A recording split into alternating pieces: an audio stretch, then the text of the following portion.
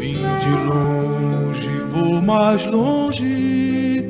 Quem tem fé vai me esperar, escrevendo numa conta pra junto a gente cobrar no dia que já vem vindo, que esse mundo vai virar.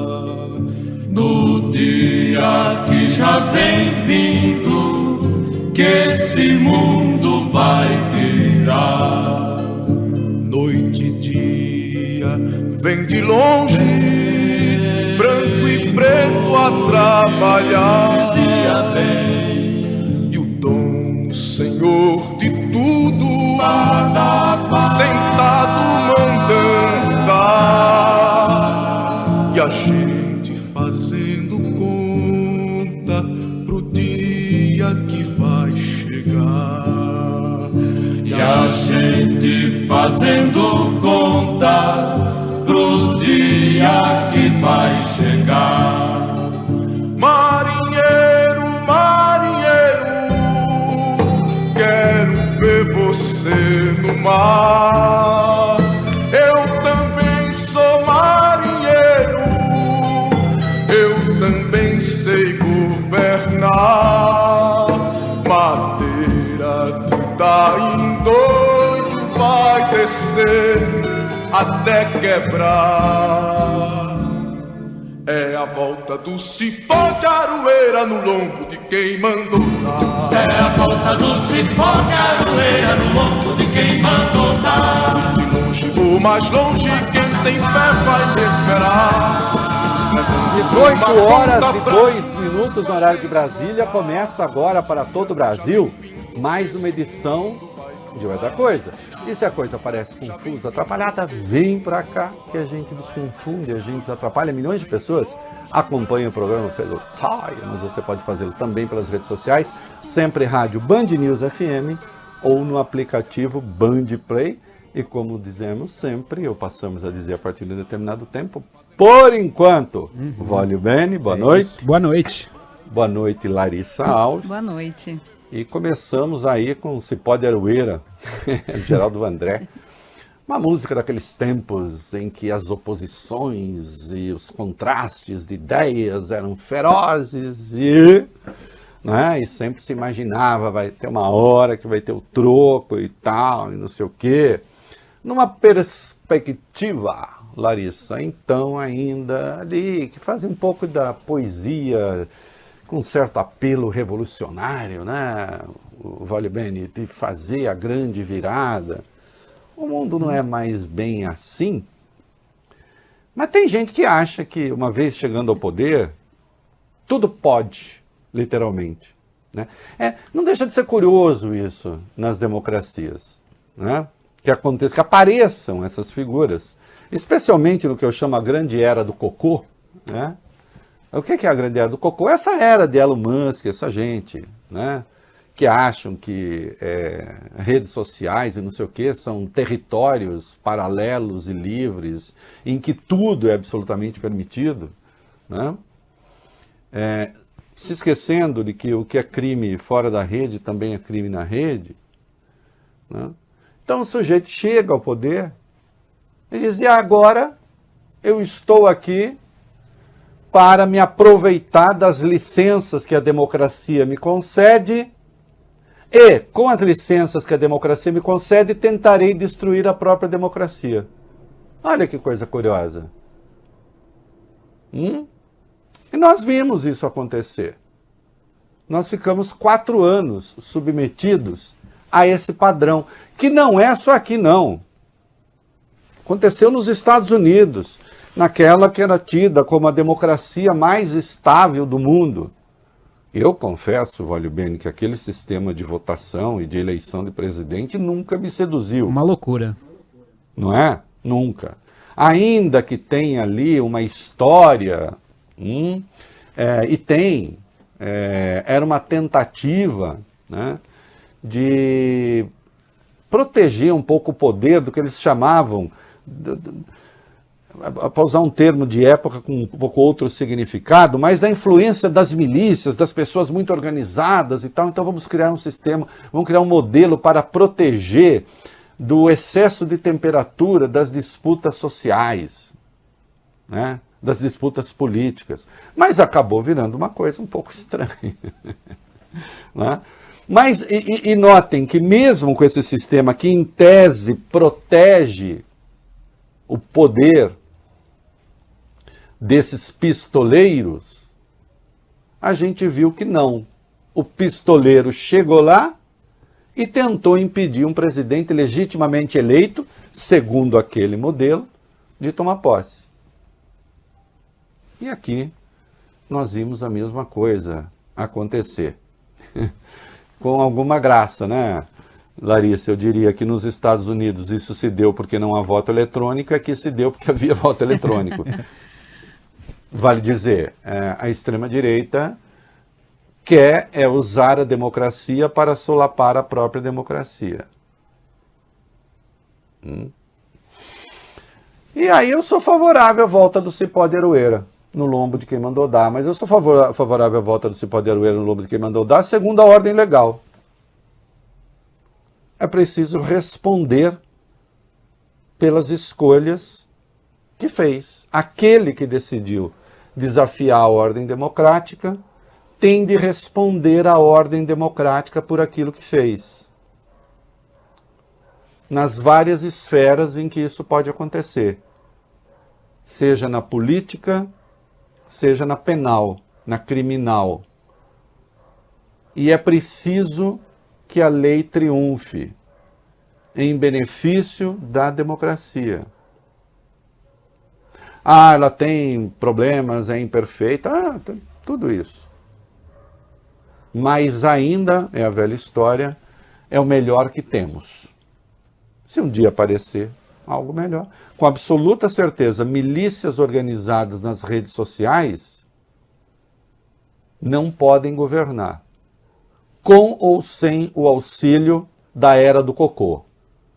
Numa alusão, obviamente, que eu estou fazendo Elon Musk, o delinquente salta-pocinhas de dimensão internacional, que aqui no Brasil, por intermédio de uma sua representante, disse que não retiraria, né, conteúdo que fazia apologia da violência nas escolas. Agora, consta, o Twitter decidiu colaborar.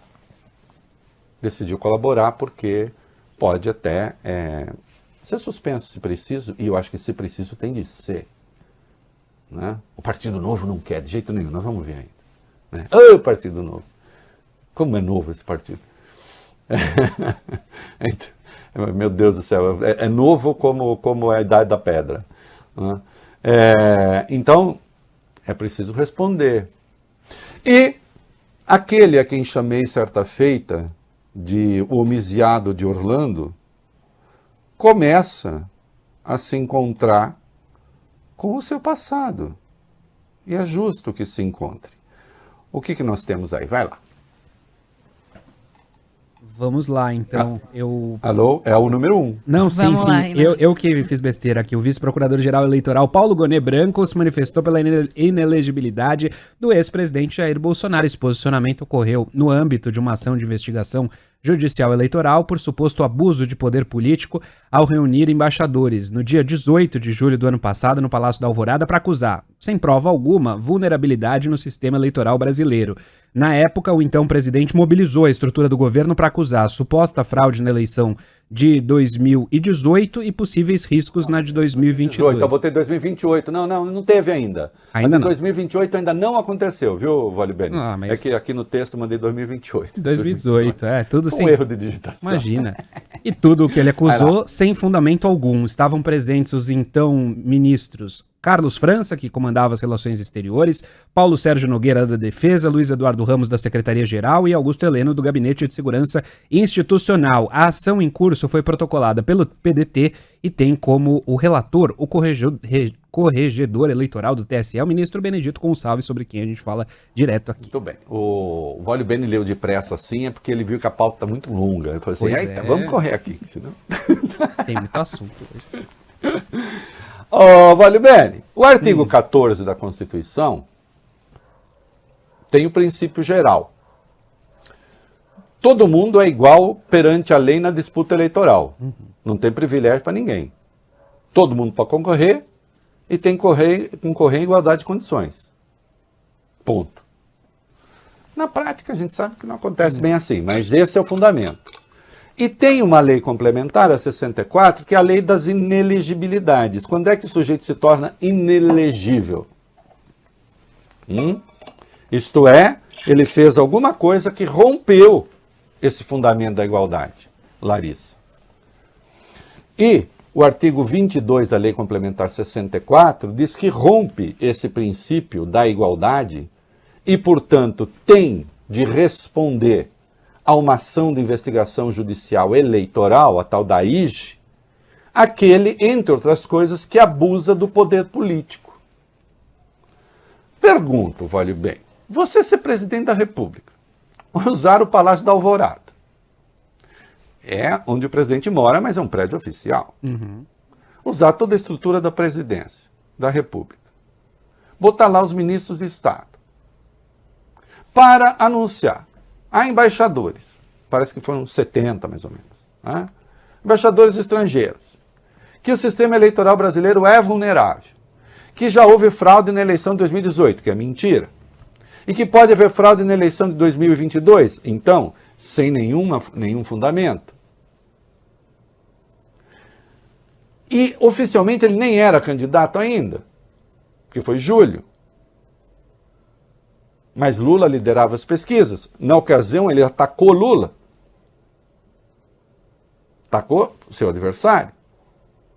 Atacou também o Edson Fachin, o Roberto Barroso, o TSE, o STF.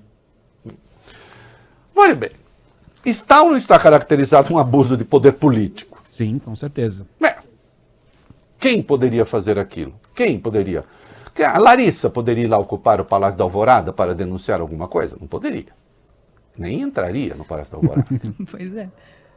Nem eu. Né? Aliás, eu não entro no Palácio da Alvorada desde o governo Fernando Henrique. Ô Lula, me convida aí, quero ver como é que tá lá. Quero conferir aquela cama lá. Eu vou olhar, né? O sofá e tal. Só o presidente pode fazê-lo. Só o presidente poderia mobilizar o governo. E aí, à época, já, o Gonet, o vice-procurador-geral eleitoral, Paulo Gonet Branco, ele já pediu multa para Bolsonaro. Por campanha antecipada. Ele disse, embora os embaixadores não votem, isso foi transmitido pela televisão, isso foi transmitido pelas redes sociais. Então já havia claramente uma disposição do vice-procurador-geral eleitoral para considerar que aquilo foi irregular. E agora ele defende, né, já está na fase final, a defesa de Bolsonaro vai apresentar também sua argumentação final, e o TSE vai votar. O corregedor geral eleitoral, o ministro Benedito Gonçalves, no caso, segundo a própria lei, é nesses casos o relator das AIGES, dessas ações de investigação judicial eleitoral. E não tenham dúvida, Bolsonaro perderá os direitos políticos.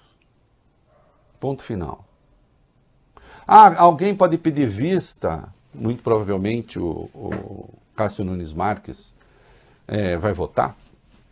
Se pedir vista, no máximo 60 dias. Se não apresentar voto, a votação vai acontecer de qualquer jeito. 8 anos de inelegibilidade. E aí, a extrema-direita vem com esse papo, vocês vão ver, Bolsonaro vai ficar ainda mais forte, porque o Flávio deu uma entrevista assim, o Steve Bannon, aquele vagabundo internacional, disse isso, orientador da extrema-direita, mundo afora. Vamos ver se é assim mesmo. Estão acontecendo coisas na Câmara, ô meu querido Vólio Bene, que eu estou achando que não está assim tão bem para o Bolsonaro. Vai perder o direito de ser candidato, vai se tornar inelegível por 8 anos. Essa é uma das 16 ações de caráter eleitoral que estão no TSE. Não pega, nesse caso, Braga Neto. Existem ações que, na verdade, envolvem a chapa que disputou a eleição, e aí essas outras podem alcançar o Braga Neto. Essa aqui diz respeito a Jair Bolsonaro. Reinaldo, qual é a chance que você acha dele ser absolvido nessa IG? Zero. Zero. E eu acho que esse é o menor dos sortilégios que ele vai ter. Está colhendo da democracia tudo aquilo que ele plantou contra a democracia.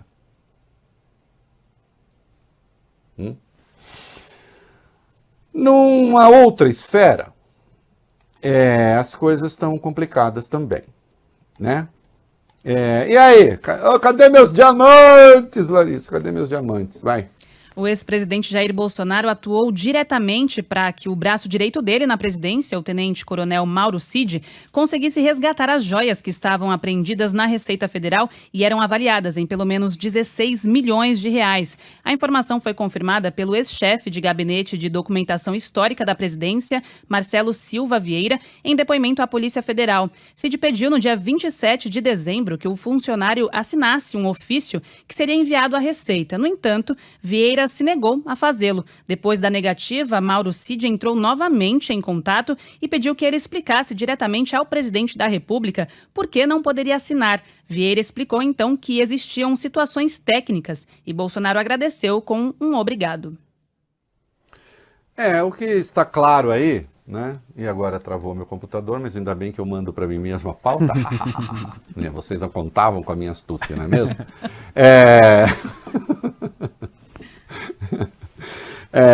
Bom, o que está claro aí é que houve, mais uma vez, fica evidente a óbvia interferência de Jair Bolsonaro, né? Esse é um outro caso do qual ele não vai conseguir se distanciar. Porque por mais que se tente normalizar a coisa, né, como disse o grande Ciro Nogueira, Bolsonaro não tem cara de ladrão.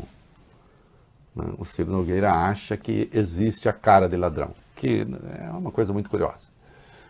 Quem será que tem cara de ladrão?